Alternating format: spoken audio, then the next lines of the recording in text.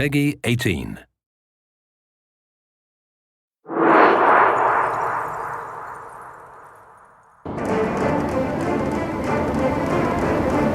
Hello, my name is Hugo Giard, Mission Director on Assassin's Creed Freedom Cry.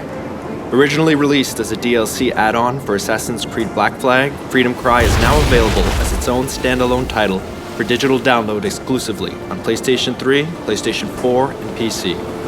I'm very proud to be showing off this game as well as introducing you to our new assassin, Adewale. Sold into slavery as a young boy, Adewale was forced to endure the hardships and injustice of slavery for years. When his plantation was raided by pirates, Adewale saw an opportunity to escape to freedom. Now, 15 years later, Adewale has become the trained assassin and captains his own brig, the Expecto Pride. We start the demo with Adewale and Port-au-Prince, a new location exclusive to Freedom Cry. Here, slavery is commonplace, and the inhumane conditions are such that half of all slaves die within a few years. It's cheaper to import new slaves than to improve working conditions enough to increase survival.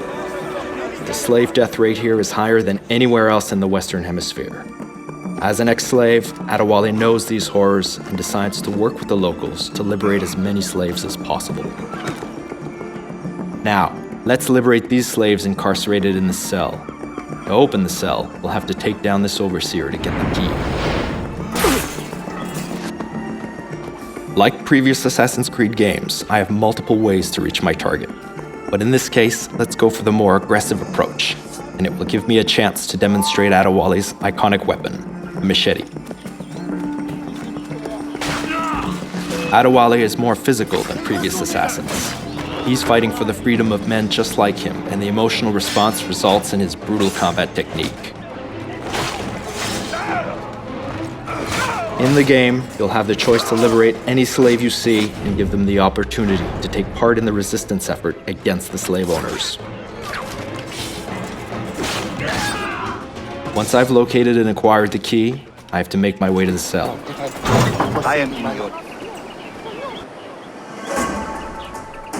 Aside from Port-au-Prince, Adewale travels to plantations where slaves were forced to work 12-hour days growing sugar, coffee, and tobacco.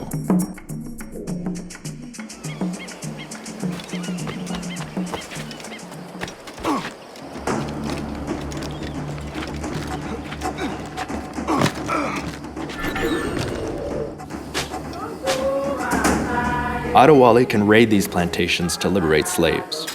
Similar to liberating the slaves from the cells from Port-au-Prince, the player has multiple ways to take down his victims. However, there are consequences to your actions.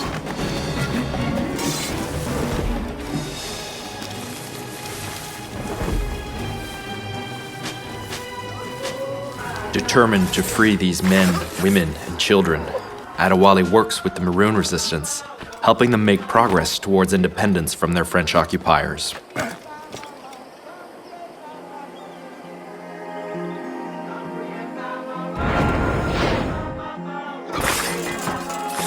Here, torture of slaves was routine. They were whipped, burned, and even buried alive.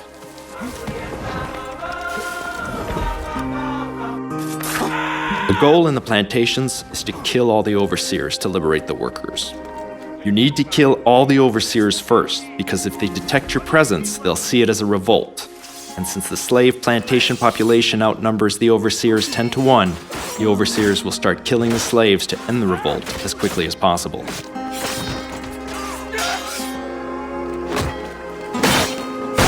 In situations such as these, when you need to take down as many guards as possible, it's best to use the blunderbuss, Adewale's powerful new weapon.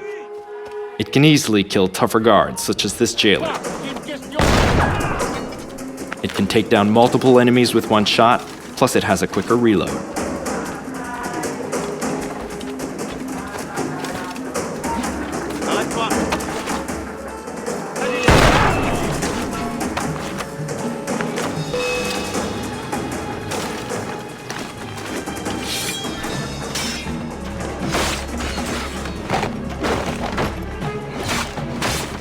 Once all the overseers have been eliminated, the slaves are liberated from the plantation.